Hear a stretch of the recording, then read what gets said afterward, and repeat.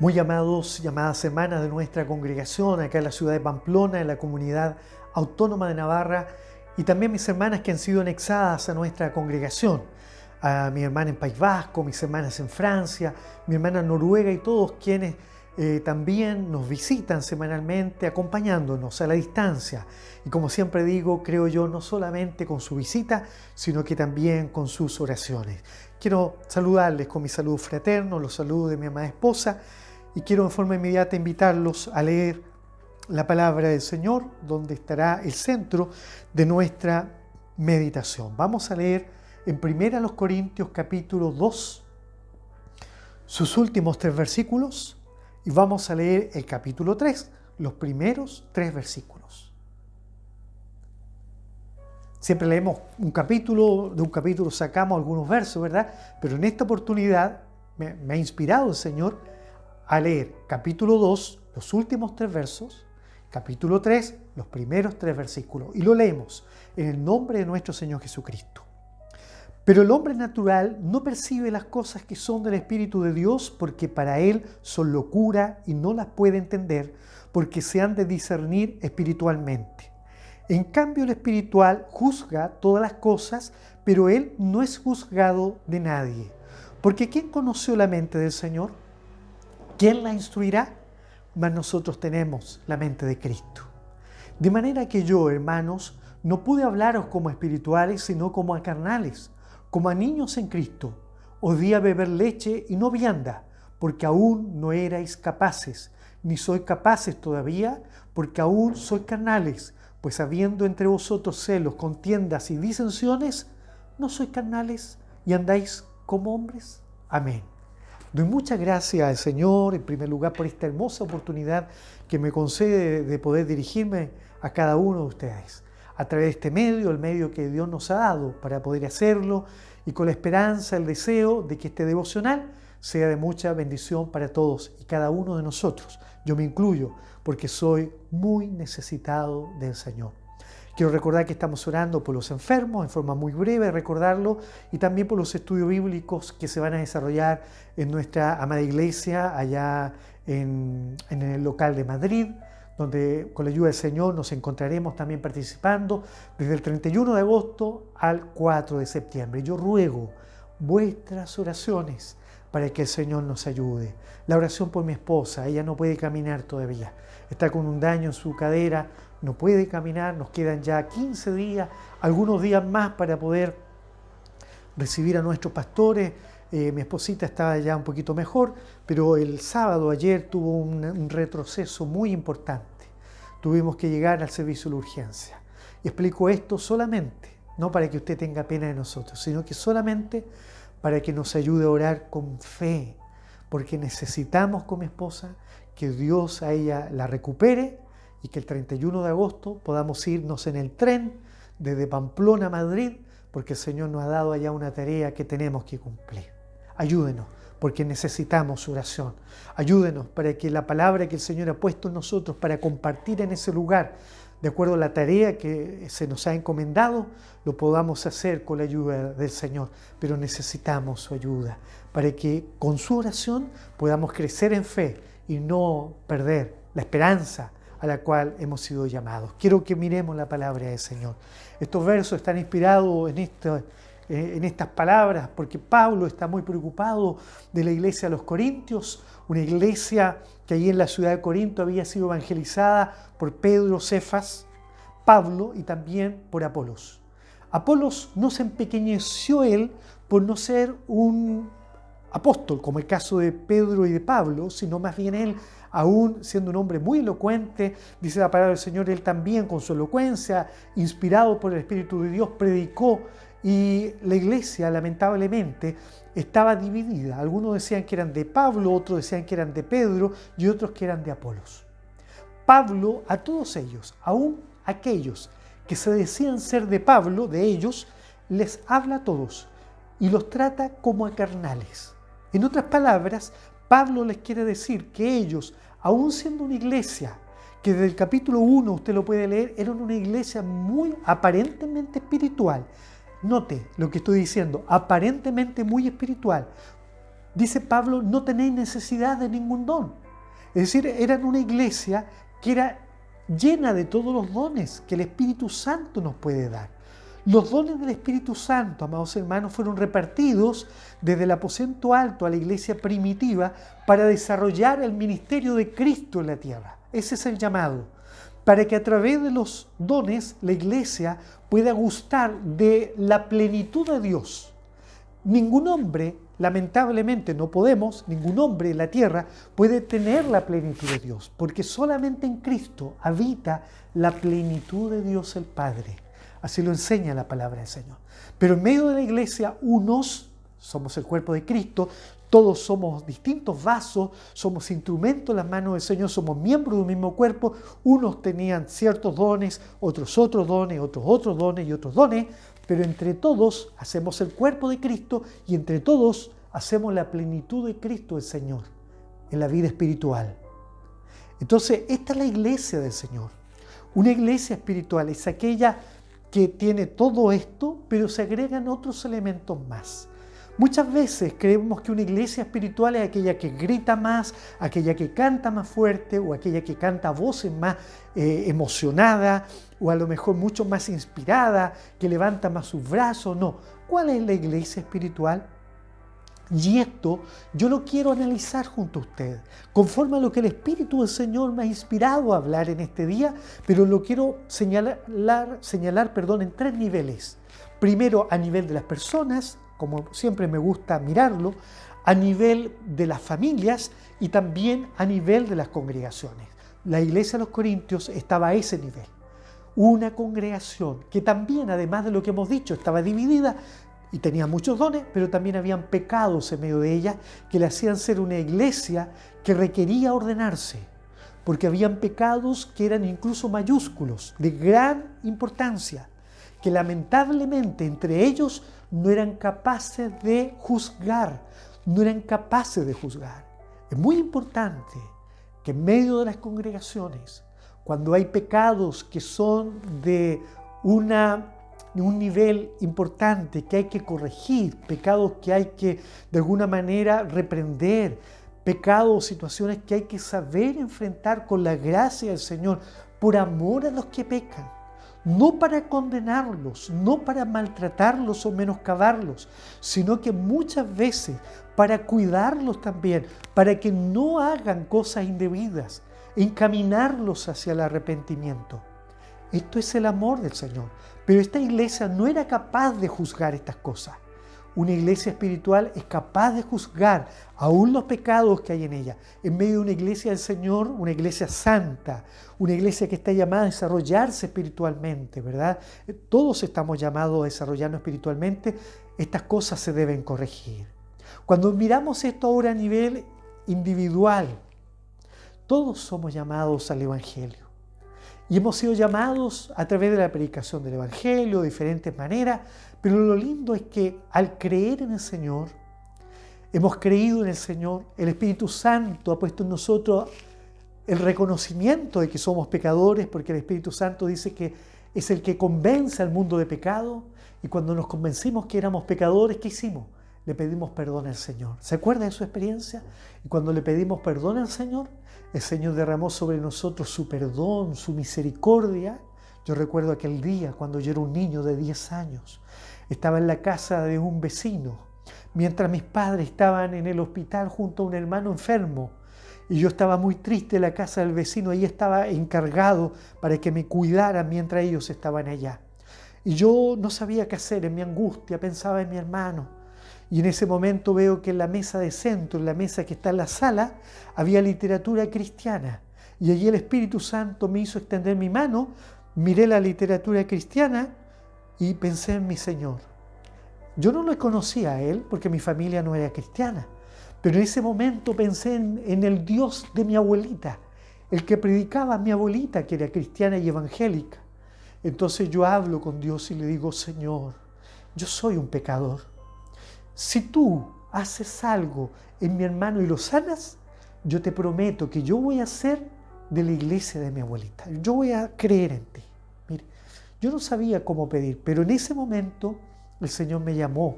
Y el primer día que llegué a la iglesia, El primer día que llegué a la congregación, ese día como niño, no recuerdo lo que se dijo, porque yo no recuerdo. Yo tenía mi corazón herido, yo venía con un corazón cansado, triste, junto a mis padres, a mis hermanos. Era la primera vez que llegábamos a la iglesia del Señor. Pero cuando se canta el primer himno, yo recuerdo que al cantar el último himno, el Espíritu Santo toca mi alma. Y yo, mientras cantaba ese himno, reconozco que soy un pecador por primera vez. Y le digo, Señor, soy un niño pecador. Me doy cuenta, y porque ese himno hablaba del sacrificio del Señor Jesucristo. Entonces le digo, Señor, yo soy un niño pecador y tú moriste por mí. Señor, perdóname.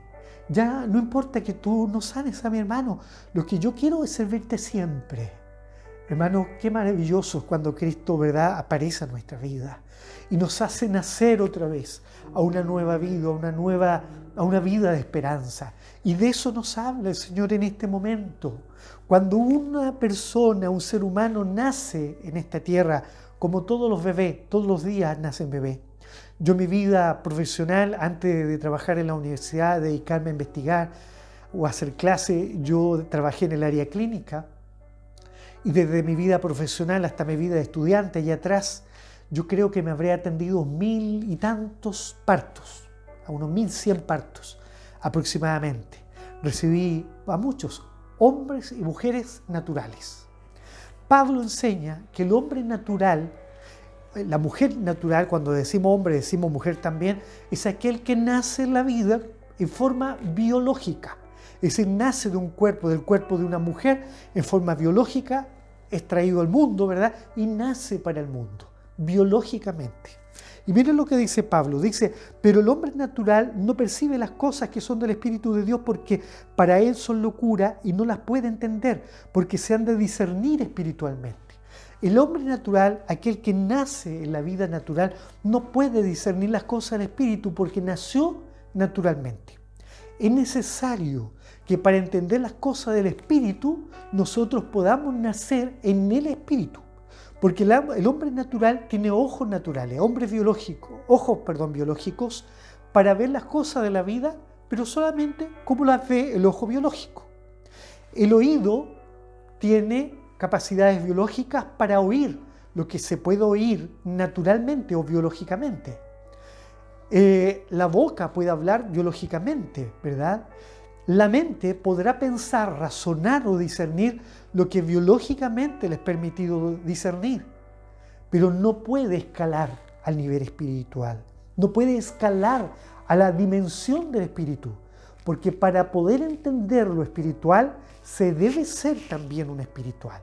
Por eso que los hijos de padres cristianos, algunos le dicen hijos de la promesa, yo les digo hijos de padres cristianos porque eso es lo que son, ¿verdad? No entienden muchas veces las predicaciones de los hermanos, de sus pastores, el consejo de sus propios padres, cuando le hablan del Evangelio, aún ellos, que han sido criados en medio de la enseñanza cristiana.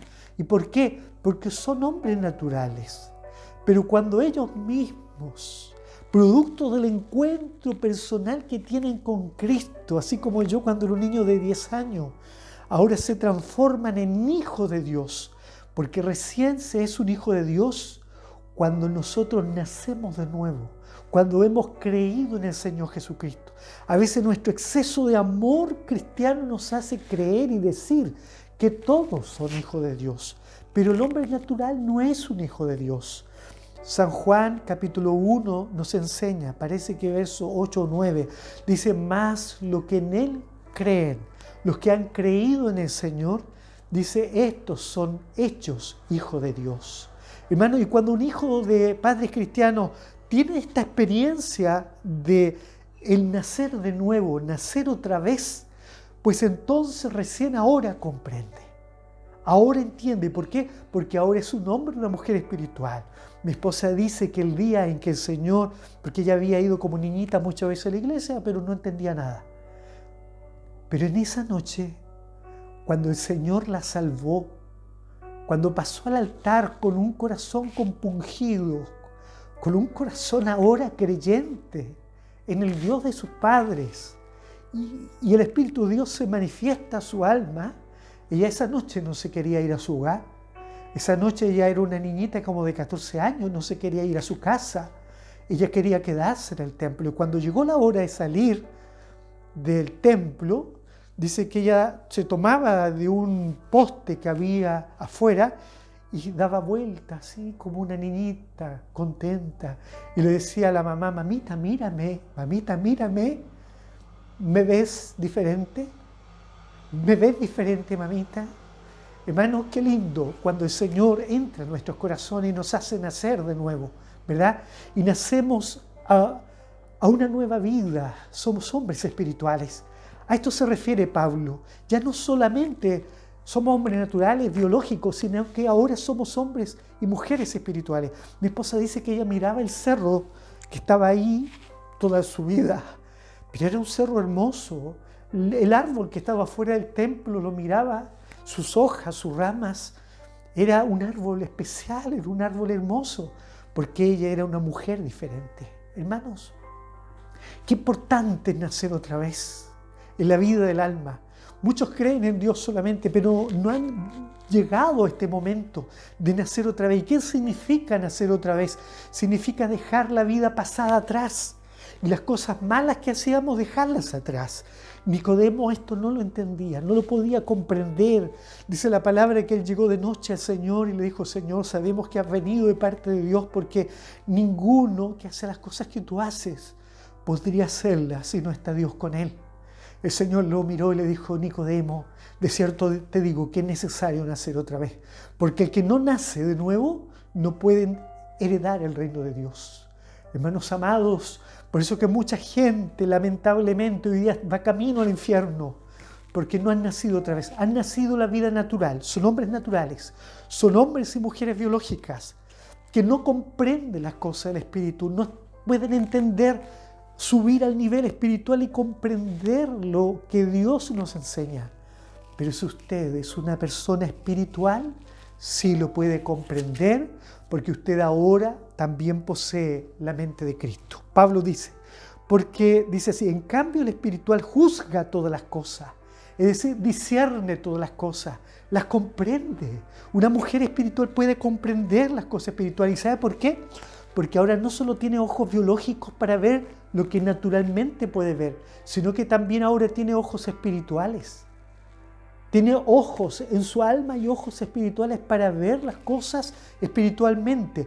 Y cuando decimos de visión espiritual, hablamos de la visión espiritual, no significa en forma reduccionista decir que tiene visión espiritual y va a haber espíritus, ángeles o va a haber demonios, porque muchas veces se confunde con eso, que va a haber cosas espiritualmente. No, la visión espiritual es mucho más que eso, es mucho más amplio. Quiere decir que donde usted está, aunque otros vean problemas, el hombre espiritual ve soluciones. Cuando la mujer cristiana o el hombre espiritual está enfermo, enferma, sus ojos espirituales le hacen ver salud, le hacen ver mejores tiempos. Cuando un hombre cristiano, una mujer cristiana está pasando por pobrezas, por escasez, sus ojos del espíritu le hacen ver abundancia. Y eso le permite tener fe, porque la fe es tener certeza, convicción, aún en las cosas que no se ven. Pero ¿qué hace posible eso? Su visión espiritual. El ser un hombre espiritual. Y si usted no es una persona espiritual, pues entonces donde hay problemas va a haber problemas, donde hay escasez va a haber escasez. Va a ser como la viuda que solamente veía un poquito de aceite, nada más, y un puñado de harina. Pero Elías veía mucho más que eso, porque él era un hombre espiritual. Hermanos amados, qué importante es nacer de nuevo, porque si no nacemos de nuevo, como hombres naturales, no podemos llegar.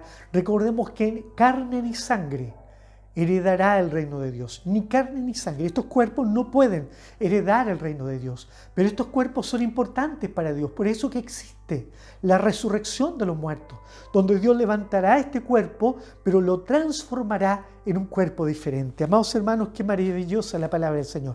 Pero en esta vida espiritual del nuevo nacimiento, No nos podemos quedar con el nuevo nacimiento y renunciar a lo pasado y luego nada, sino que tenemos que empezar a crecer. Jesucristo el Señor nos dio el ejemplo. Él dice que luego de su nacimiento no se quedó como un bebé para ser el Salvador del mundo, sino que como tenía que llegar a la cruz, empezó a crecer.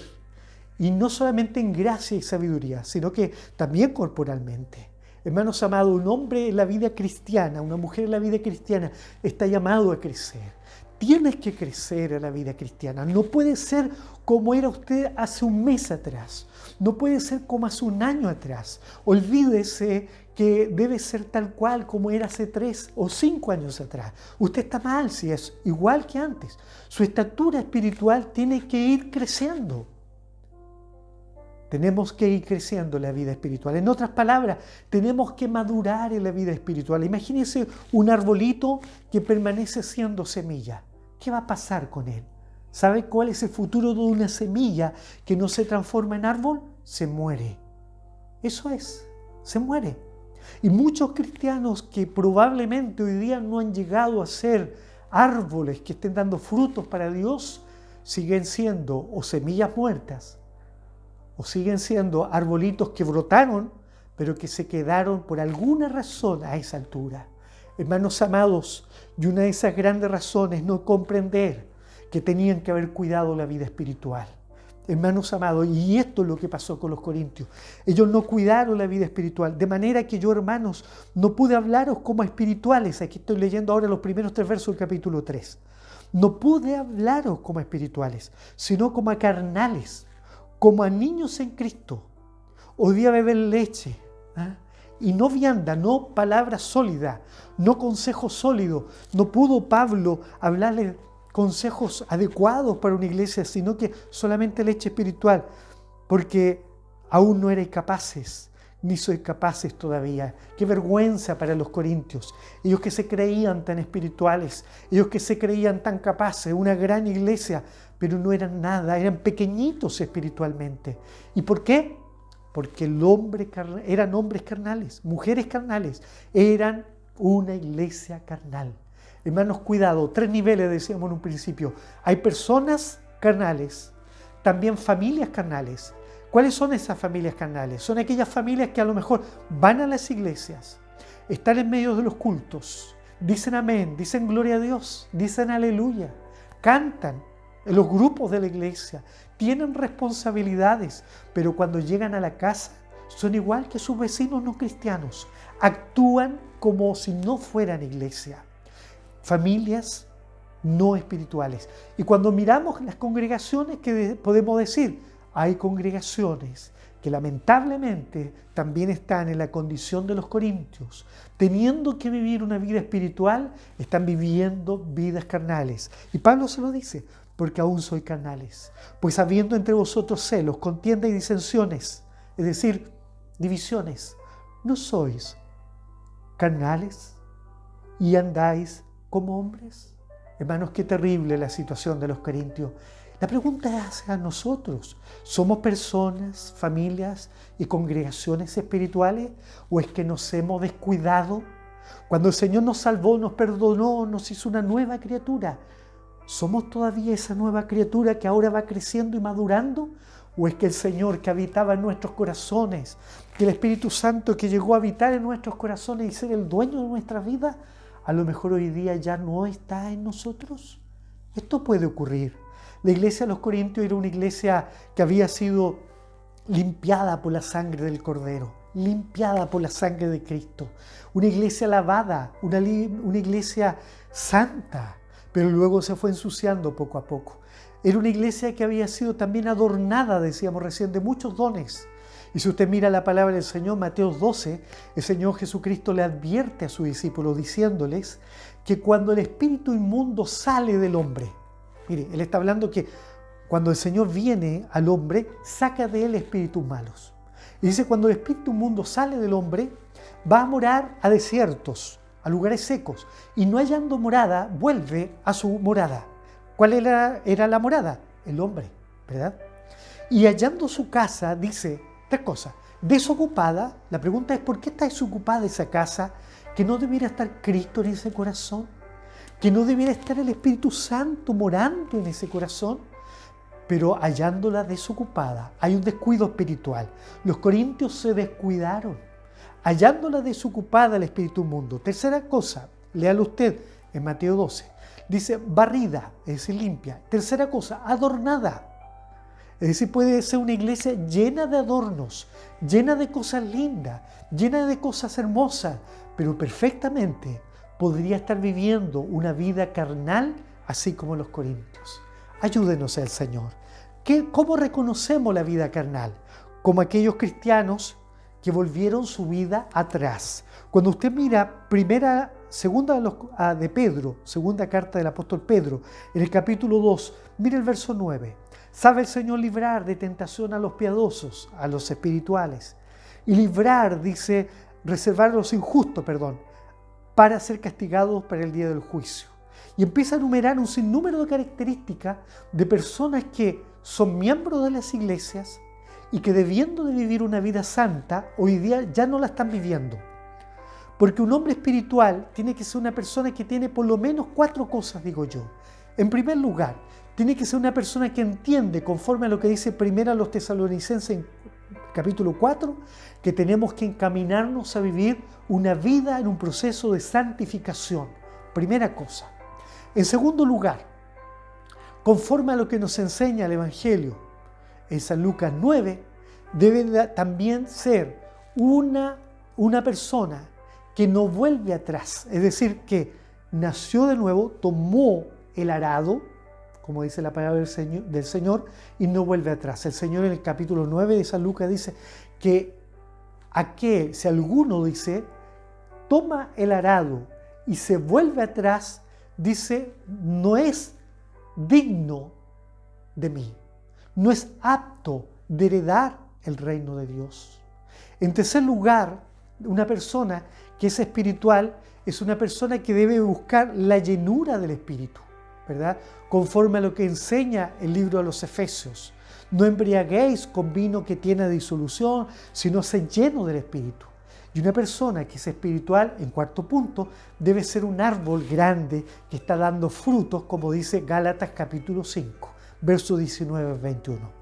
Sin embargo, Pedro en este capítulo 2 está enseñando de que los cristianos que se han vuelto atrás son personas que ya son malos ejemplos.